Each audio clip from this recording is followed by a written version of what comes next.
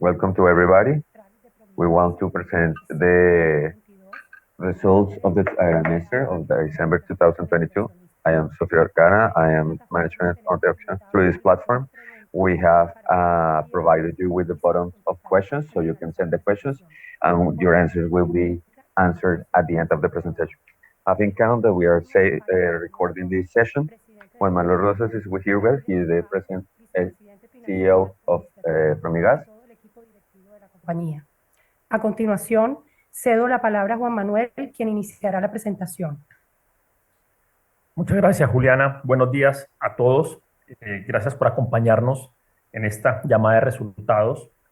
Quisiera abrir la presentación de los resultados con dos mensajes importantes. El último trimestre del año 2022, así como el año 2022, Promigas y sus filiales tuvieron resultados excepcionales en materia social, en materia ambiental, en materia financiera y en materia operacional. Y quiero arrancar por los resultados. And I would like to start by the results that we presented about the social material. Last year, in 2022, we connected 467,572 new users to the service of natural gas and electricity. It's not a small number. That's 477,575 new users, represent around 1,300,000 people that had access to the service of gas or of electricity. With that number, we arrived to a number to more than 1 million people that we provide services to every day a month. That's our footprint. That's our demographic and social footprint.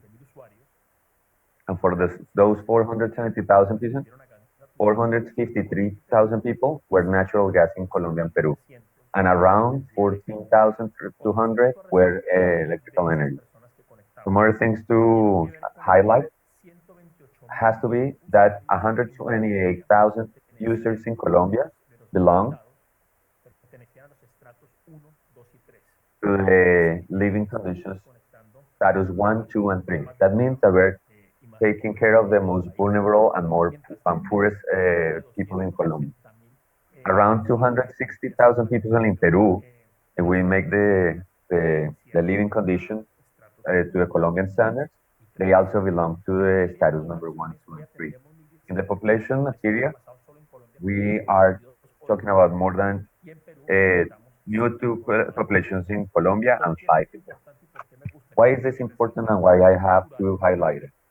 Natural gas, once again, shows that it's a tool to help people get out of poverty, of energetical poverty. Colombia is a very good example about this, especially because of the massification of gas. And Promigas and its joint companies are critical key players on this activity. Every user that we connect and stops using wood fire, that means that we are allowing him to have to control 5% of the use of his minimum wage income instead of wasting it on wood. Entonces, ingreso disponible mensual. Entonces, en materia de pobreza monetaria. And when they use propane gas tanks, we are saving them 2.5% of minimum wage income. So in the environment subject matters, it has a very good positive impact. Those users that stop using wood fire to cook, that we estimate that is going to be 145,000 new connections. That means that 900 people are improving their health significantly, especially when we talk about respiratory disease and improving the deforestation matters. And another advantage that is important to highlight is that the connections that we have with vehicles, they diminish in between a 30% to a 50% the gases that release into the environment when we substitute diesel and gasoline for natural gas in the cars. Every car that we change into natural gas, every tractor and 18-wheeler, the amount of gas released into the atmosphere is reducing to a 90%. So that environmental footprint is very important because it's positive. So I would like to start our presentation with this element when we're talking about connections and how those 477,000 people who were connected into the natural gas network, have a very good impact on the reduction of poverty in Colombia. A second element that I would like to highlight from the social footprint is one of the services that we provide that we think is that is not only a significant social footprint, but it's a financial system that is profitable. So Brilla is the non-banking financing service. Last year, Promigas was able to produce to create 1 trillion pesos. That means around 75% goes to the living status 1, 2, and 3 in Colombia, according to Colombia standards. So that only means that we're contributing socially to diminish the energetical poverty in Colombia, connecting people to natural gas, but we're also providing them non-banking financial support for those people who doesn't have easy access to the financial system, providing them with a system that is going to help them grow and develop their homes. Those financial services, of those numbers that arrive to 1 trillion pesos,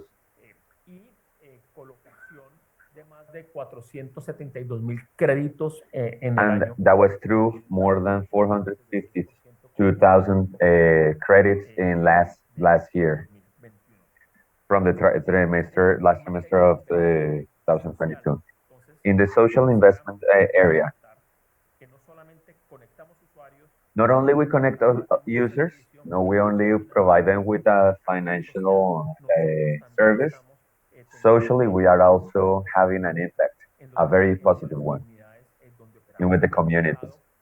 For example, last year, through Promigas and the companies that are joined with it, we put more than 36,000 million pesos for high impact activities and investments for social development around between 2021 and 2022. The beneficiary are 183,000 people in the community, 84,000 people in the communities from some of the municipalities of the PEDET, and 9,600 people were beneficiaries of high impact. That through the financial of the foundation to create youth employment, sustainable works, farming activities. Let's go with the core businesses of Promigas. And let's see how we did in the last semester of 2022. As you know, in the transport, we today have not only Promigas, we also have Transmetano, Promoriente, Transoccidente, Promisol. We also have a company for petroleum companies and construction. We have Promisol and Promisol Sonagen. And we have the only factory of regasification of Colombia. So the results of this aspect of transport are very positive, especially in infrastructure. We closed the year with 3,289,000 kilometers of gasoducts, and through these gasoducts, we moved more than 46% of the total gas transported in Colombia. It's a 2% higher volume than 2021. Another thing that I would like to highlight of the gasoducts, of the high pressure. In one side, we were able to make them work 100% to their capacity. That's something we feel very proud. And we closed last year with very successfully and no accidents happening, especially in the banana zone. Nuestras So tuberías provide from those many kilometers that we did. So we were also able to provide services that check all our gasoducts and notice that all of it was in perfect conditions, and we keep high standards for quality for our piping. And we also were able to provide 99% of our capacity of transport to the transporting companies. So if we go to, in general terms, 2022, we evidenced that with stability of natural gas. We have an increment of the, especially because of petrochemical consumption and the non-regulated demand of gas. Since the reactivation of the economical situation from the region, the thermoelectrical activities, thanks to the hydrological benefits, added to the reinforcement income with the interior of the country, we presented a reduction of the deep patch to the thermoelectrical facilities of a 32% versus the last year. So, nevertheless, Promigas is closing the years with 2,753 kilometers of gas pipeline and a movement of 952 meters square cubic meters moved every day. I would like to highlight the high volume that we dominated from Promioriente, Transmetano, and Transoccidente. In the case of Promioriente, we incremented the volume of movement in a 40% rate. In Transmetano, a 6% increase, and Transoccidente 11% of increase. Let's see our presentation for the gasification. So last year, we imported 4 shipments of GNL. Even though last year was a very hydrological support, the electrical system demanded from us in several situations. We have to chip in 4 ships. So far we have brought 36 ships since we started the operation of this regasification plant years ago. So, and we confirm once again that SPEC has become the one who promotes confidence for the electrical system in Colombia. A very important strategical asset. Now let's talk about distribution of the natural gas and electrical energy. You know that we have participation in Caribe Gas, Calidra. Participaciones controlantes en Surtigas. We participate managing gases de Occidente, Promigas of North of Peru, Promigas of Pacific in Peru, Promigas Peru, and the Occident company in the department of Cauca. So we see the performance in 2022 of these companies. We achieved 6.3 million users. That was what I'm saying, that we were talking between 21, 23 million people along the year. From these 6 million people, 5 million, 0.9 of them are natural gas users, 70% of them are Colombian, 30% are Peruvian, and around 437,000 people for electrical power. Nowadays, we have 38% of the Colombian market and 94% of the Peruvian market. hitos para resaltar del año pasado. Some other things that I would like to highlight from the achievements of last year from the distribution. Firstly, we had an electrical power increment of users. We had a new addition of 467,000 people added to our list. We also started the activity of Pura. We boosted the advanced measurement. We would like to mention that we are substituting the traditional meters to intelligent meters that are capable to do prepaid methods. We installed more than 58,000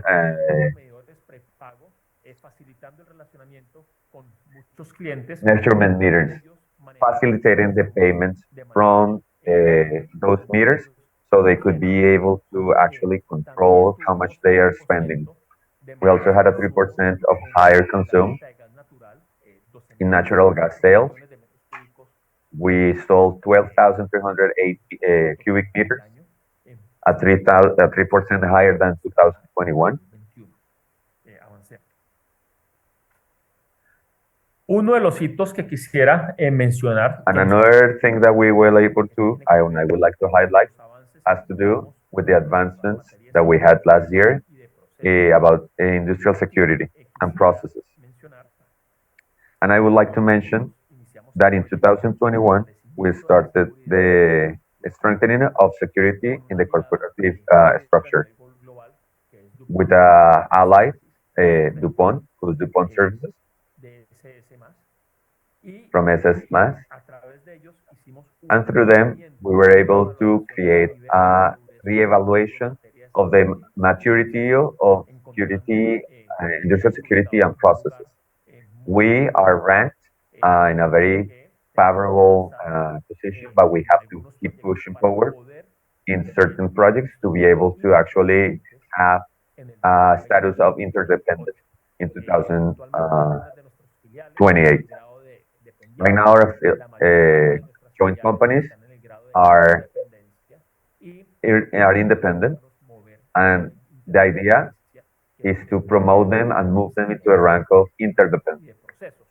So they actually are very mature on industrial process and management. We also have been rewarded in Colombia as one of the most, in between a contest of 130 companies, to be one of the most continuous improvement companies with security. We were addressed as one of the best companies promoting security and management, and that has allowed us to reduce the indications of LTs and IFRs from the levels that you see in 2018. We went from levels of 38% to 1.6%. That provides us with the good numbers showing that we were being able to be more safe and productive. So our businesses of low emissions and innovation. In December 2020, we finished with a business of 47,000 megawatts. 42 of them are right now working, and 77% are there for any total capacity. And we have 42,000 megawatts that are going to right now provide energy and providing services to our networks and users. In the solar energy production, we arrived 33 megawatts. 19 of them are operational, and 14 are still being built. And that's the closure of the year. And auto and cogeneration, we installed 15.3 megawatts. Operational are 8, and we have a compromise to provide our businesses, our users, to be able to transit from energies to neutral carbon. Mobility, we signed an agreement with other members of the industry Candeo para viabilizar el acceso a la financiación de vehículos de carga dedicados a GNV. Funding to promote the transition into cargo transportation, that is NGV. Most of the Entonces creemos most of the cargo vehicles in Colombia are older than 17 years old. That creates more than many. They consume the same energy as many living and houses. We had the promote of 361 units of NGV transit moving. Right now in the inflation zone, we have 856. It's a low number. We expect to change it.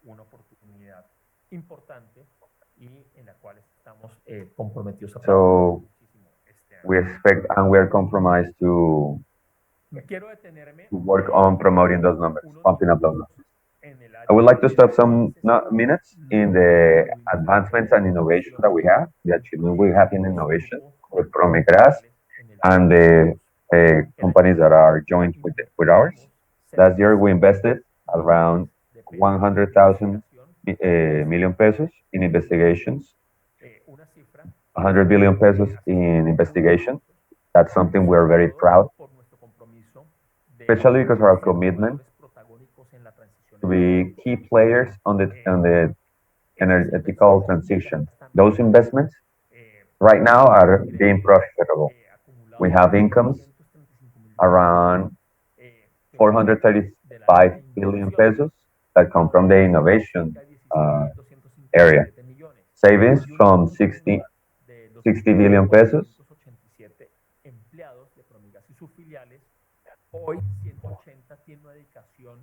180 workers are full-time workers with our companies, and they are attached exclusively to the innovation and research areas.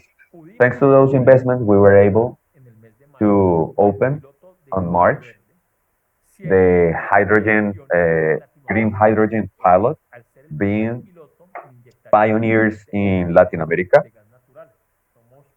Using this kind of technology in the natural gas, we are the ones creating the first blending in between those transport and distribution methods. That product was awarded as the best project of green hydrogen in Latin America by Specialized Strategies. Once again, something we're very proud about. We announced last year that we're going to create an alliance to promote the electrical movement in hydrogen. It's something that we're working. Soon enough, you're going to be hearing about this, hopefully before the end of this year. We also signed Promigas with universities of first layer, with the University of North, EAFIT University in Medellin, ISASIS University in Cali, North University in Barranquilla. We signed this treatment to do renewable gas investigation. That's something we are pushing forward. And we were the first American Latina company to actually produce any results as part of the Stanford initiative. Again, something we're very proud of because we're sharing information and knowledge and learning with one of the most important knowledge producing centers of the planet. So something of the things that I would like to highlight in innovation. Another thing. Something that we are distinguished for, our achievements. In the month of December, we created a compromise from Promigas to decarbonization, a compromise, a commitment that differentiates us from other energy companies.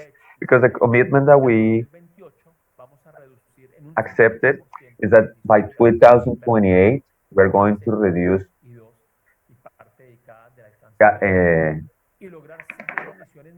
gas emissions into the environment to be able in 2040 to reduce zero emissions of carbon dioxide to the environment. O ser carbono neutrales al 2040 pues nuestro compromiso es más So by agresivo. 2028, to be able to reduce 40% or 47%, or in 2040 be carbon neutral. We have a carbon footprint that adds 4 million cubic CO2 of tons.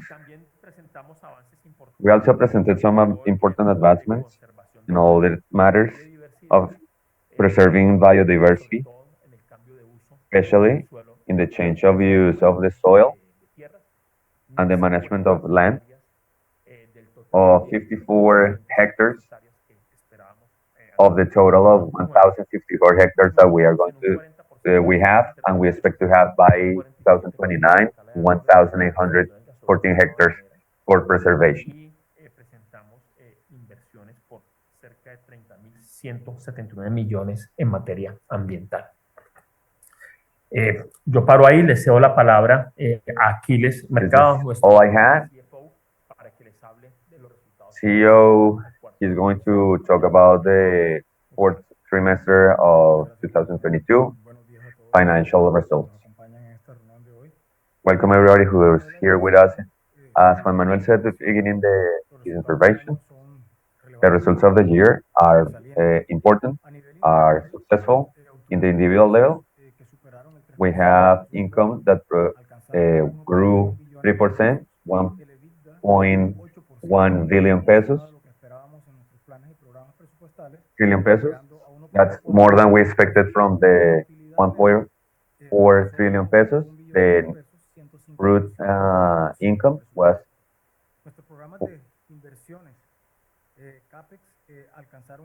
our CapEx investment programs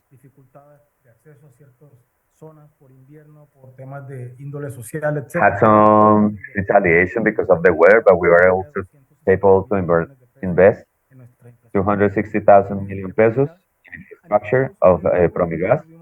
The consolidated, we also had some incomes that were above the 8% that we were expecting, 6 trillion pesos. The EBITDA, 8% again, above the plan, 2.3 trillion pesos. We executed 94% of all the investment that we had. The CapEx, the consolidated level, it had 786,000 million pesos and execution of 84%. The reasons that we were not able to go 100%, it was because of the changes of the tax reform that were programs. So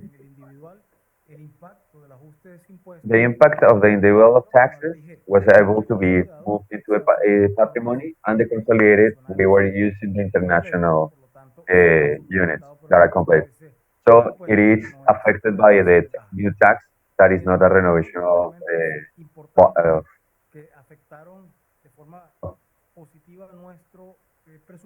savings. Something that affected our incomes positively was the savings, the credit, issue definite resolution of the regulatory issues process. Some of them were going down and some are going up, but in general terms, they were positive on our financial status.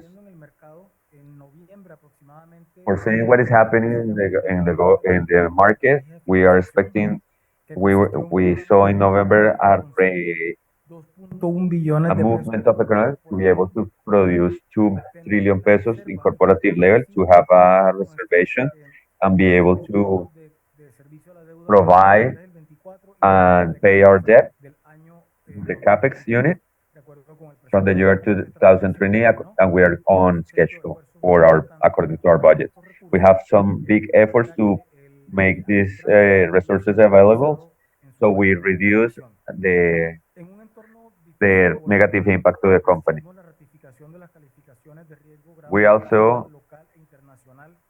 We receive ratification of local and international investment grade risk ratings. We still are a very high ranking on We also were always trying to increase income and profits as we also want to be management focused on improving profitability and growth, maintaining the solid financial and liquidity, and achieving efficiency and legal and regulatory visibility in order to have an attractive and sustainable remuneration for our investors. We renew our recognitions with the investment allies and paying attention to these ones. Going beyond where our losses and profits in the fourth trimester of 2022 versus the fourth trimester of 2021, we have an increase on our profits. The EBITDA was reduced 28%. We are going to explain why, and the net profit was diminished 37%. What happened with the revenue? So the operational revenues were reduced 3%.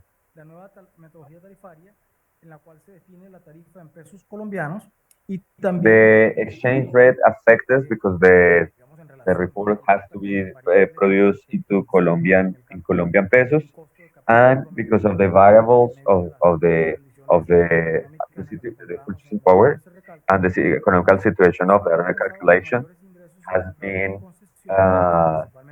balanced by higher income that we saw produced in Peru, because in 2000 we still were in the economical sanitary emergency, because in that country was some restrictions. The EBITDA was able to arrive to a 28% because of the low increases but especially in Peru, we have a very special activity of construction, and in the last semester we had done important investments. Therefore, the margin of the NIC 15 law, we had a lower incidence. So in the new businesses that we're analyzing and we're still thinking about, in line with our strategic plan, are going to try to balance even more our profit. With all the net revenues, this gives us a chart of we have a higher debt, but we also trying to provide our obligations. And the strategy of financiation, we also hire some credits to cover the end dates that might affect us in 2023 and 2024, because we want to keep our liquidity assets. Incomes were 16% income, EBITDA was a growth of 14%, and the gross net profit was a low 3%. So till the month of August, and from then on, the new methodology of gas, and because of the anticipation of the NACs, we received 90 million for 32 billion pesos around, and there was replaced by a new contract with more flexible conditions, trying to see if we can provide looseness and better and more flexible tax fees to our users. The EBITDA, 108% of the budget. And because of the higher income levels, because of participation, affected partially by the higher costs and expenses because of the accessory that we received. But we try to put in line to achieve our strategic plan and the normalization of several activities that were stopped during COVID. The net profit and the income was affected because we were expecting 5% more than we wanted because of the higher debt that we have and the higher efficiency we have. The bonuses in Colombia mainly, and at the end of 2022, we hired the lines that we have presented in the financiation area. So in the balance, we have a normal activity, So the passive ones grow 20%, but mainly because the transition between the current and the new credits that we wanted, that we asked for, that we didn't need it, but we just wanted uh, to be sure that we were not going to be short. So we wanted to have some money that was necessary for all the capex activities and all the matters that our company needs to provide for our workers and activities. Gracias, Aquiles y Juan Manuel. Vamos a dar paso al espacio de preguntas y respuestas. La Now primera we're going to pregunta start questions and answers. So the first questions come from Florencia Mayorga from NetLife. I would like to know the impact of the NITA of the regulatory change in Colombia. Therefore, to anticipate if there is going to be any other more changes. Okay, thank you, Florencia, for your question. As you know, last year we had regulatory changes in two fronts. One had to do with the new charges in transport with the resolution 775 of 2021 and the publishing from September 2022 of the first application of fees of this fund, and the impact of this measurement, of this first measurement, is a reduction of the 3% of the income on cargo transport because of the variable interest of the useful life of the vehicles, and we expect that with the second application that is pending to be accepted by the regulation of the transportation in Colombia, we are hoping to have an increment on in the positions for the transport, and we expect higher profits. The second important change that we had last year, the regulatory part, is the fee of distribution.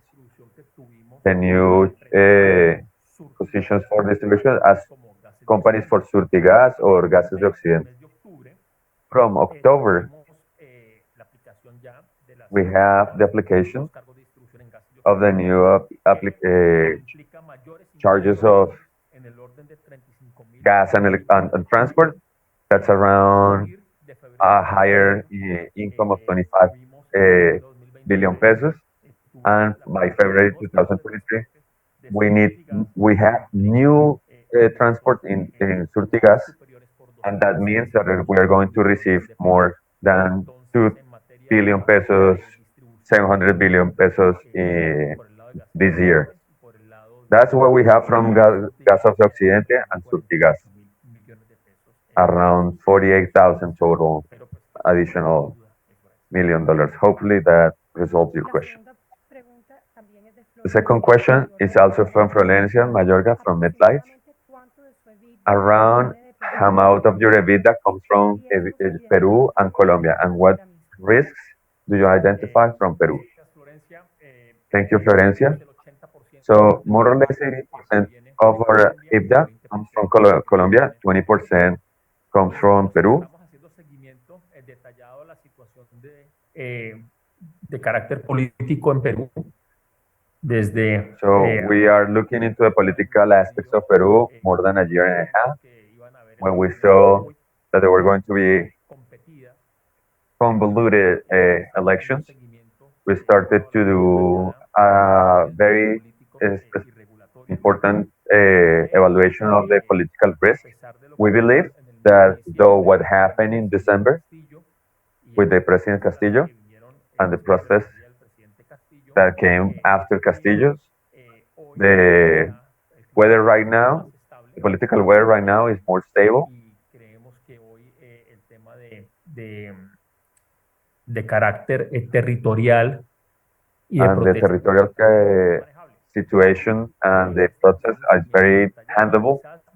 We're also keeping track and eye on it. We're also seeing that There can be a higher risk in the lack of promotion of laws that are important through the Senate of the Republic.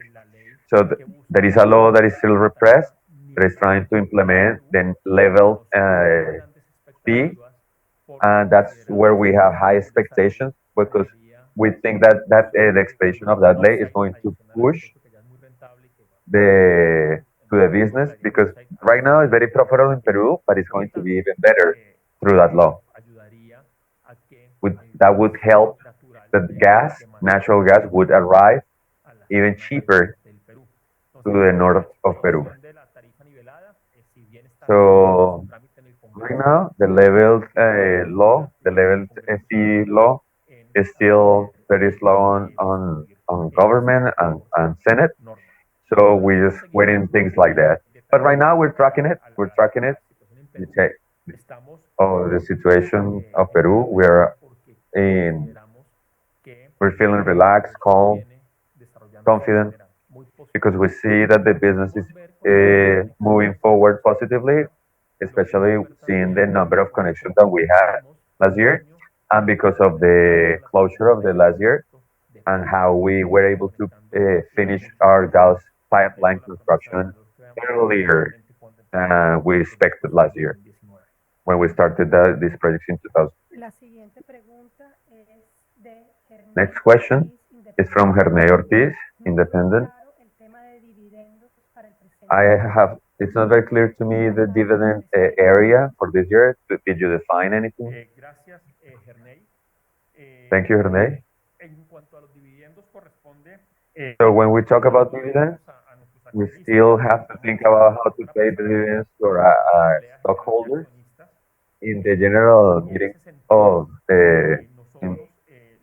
investors, what we achieved was to keep the decision of the value of the stocks and adjust the payment date, especially because the macroeconomic situation, because the financial market right now is low and slow. And having this into account, what we recommend to was to keep 2022 costs of the stock, and Achilles is going to tell you how much was it, and move these ones to the fourth semester where we expect better market conditions. This is what we see through the politics, and now Achilles is going to tell you in detail how it's going to be this fee applied. So according to what it was mentioned in the recent meeting, from the results of 2022, the dividends were like this. One ordinary dividend, 72 pesos, 172 pesos per stock. Another index of 104 is going to be September 23, 2023. 68 pesos is going to be paid on the 21st September 2023. An extraordinary of 172 extraordinary stock value for September 2023.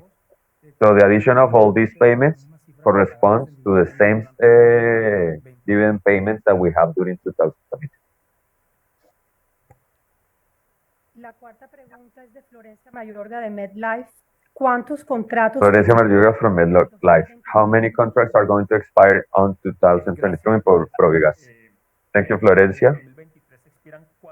2023 for transport contracts of Promigas with a capacity of 41 million cubic meters, and that means 6% of the total capacity contracted. 3 of these contracts are going to be renewed, and one of those is right now is in negotiation.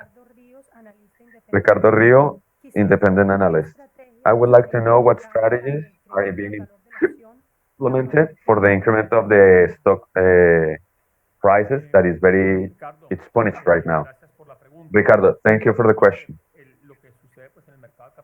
So what happened in the capital stock system of Colombia is not the fundamental of the companies. It's not related to the fundamental of the companies. It's more about it's what happens with the capital markets and what has been happening since last year, it was a significant downfall in the market prices. If you see the fundamentals of Promigas, we had a spectacular year. We had an excellent year in the matters of results. In that sense, it's on our objectives to diversify in incomes and spending, not only depending on Colombia, but also promote our businesses outside Colombia. Our directive system, we've been advancing very well in an important way, and the strategics of finance. We've been implemented proactively. We also are able to close 2022 with all the capex of inversions with a very favorable conditions. I don't know, Achilles, if you want to mention something extra. Juan Manuel, maybe considering the behavior of the market of the fixed rent fees have been going up even 16% higher than a lot of the investors move into this market, and that creates a movement of investors that it has nothing to do with us, right? But it's more about the behavior of the stock market and how the people are going to be moving and taking and putting their money. Also depends on the tip of the market. Next question is from Ricardo Rios. Independent. Are we thinking about to rebuying stocks as any other stock emissions to create a better value on the stock? No, right now we're not thinking about it.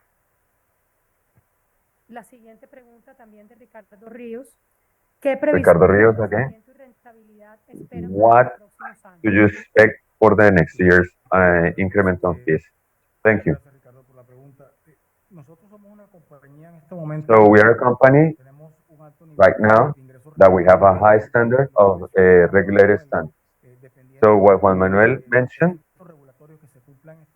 from the regulatory system, we expect to sustain our level of rentability regulated with some margins that define the regulation with the plans of investment based on the approbation of our administration and operation and promotion and activities, and trying to work with the flow of the market. So right now we are going to be starting a WACC reevaluation, but that we have to wait for the regulator to see how it is going to work. So right now we are achieving an stability because though we keep the prices of 2020 in transport and gas, that might mean that we are going to be able to have a good, stable situation for 80% of our investments. Ricardo Rios again.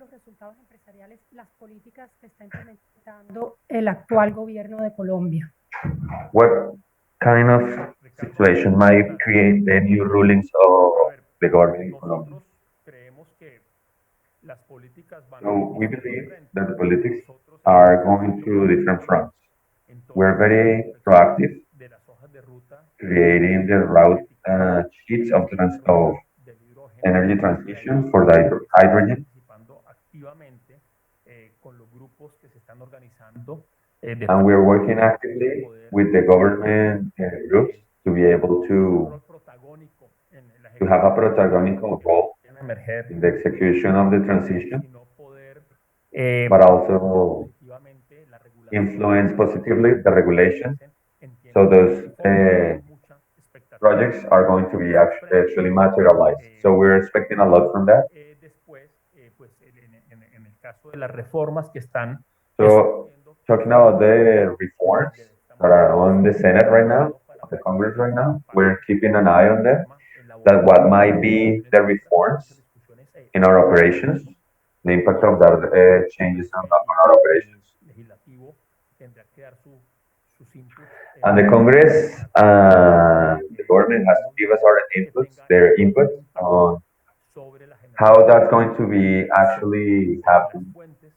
Lowest impact on how to produce employment that, we're talking about the working reform and about the pension law reform.